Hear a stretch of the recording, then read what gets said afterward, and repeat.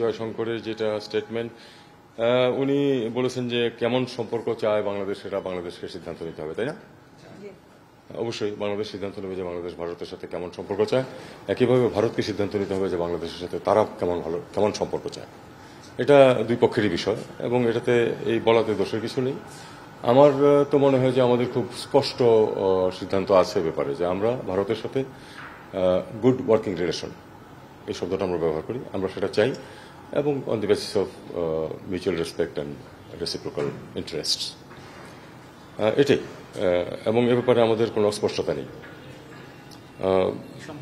ভারত কেমন সম্পর্ক চায় সেটা তো তারা সিদ্ধান্ত নেবে।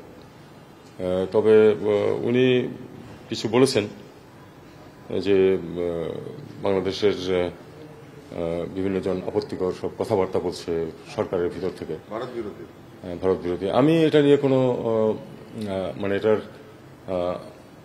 ন্যায় অন্যায়, উচিত অনুচিত বিচার করতে চাই না, কিন্তু আমার কথা হলো যে এরকম কথা আমাদের এখান থেকেও বলতেছে, ওনাদের ওখান থেকেও বলছে।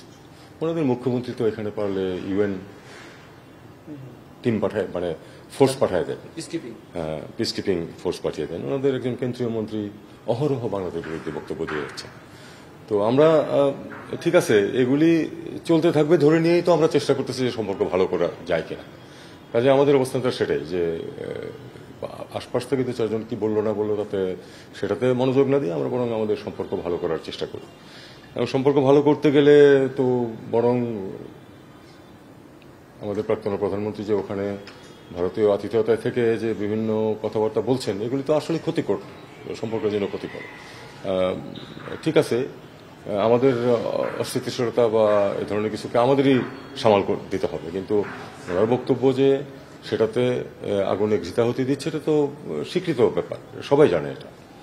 একইভাবে ধরুন ভিসার ব্যাপার, ভিসা অ্যাবসলিউটলি তাদের অধিকার, তাদের যে কাউকে ভিসা না দিলে আমাদের কিছু বলার নেই। দেওয়া হচ্ছে না বা কমিয়ে দেওয়া হচ্ছে সাংঘাতিকভাবে, আমরা তো বিকল্প খুঁজে নেবই। এগুলি হচ্ছে স্বাভাবিকতা। আমরা চাই যে ভালো সম্পর্ক চাই, কিন্তু যদি কোনো সমস্যা কোনোখানে থাকে আমাদের সেটা বিকল্প দেখতেই হবে।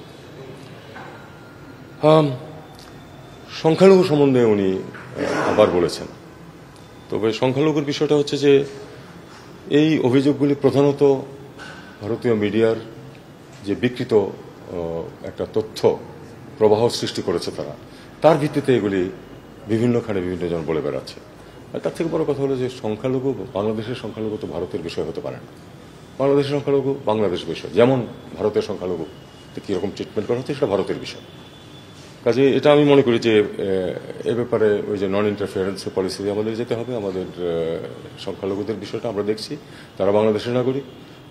আমার যতটুকু অধিকার আছে তাদের প্রত্যেকের ঠিক ততটুকু অধিকার আছে এই দেশের উপরে, এবং সেটাই সরকার সবসময় ইমপ্লিমেন্ট করার চেষ্টা করবে। নিশ্চিন্তে খান স্বাস্থ্যকর অল টাইম পান, অল টাইম হেলদি লাইফ।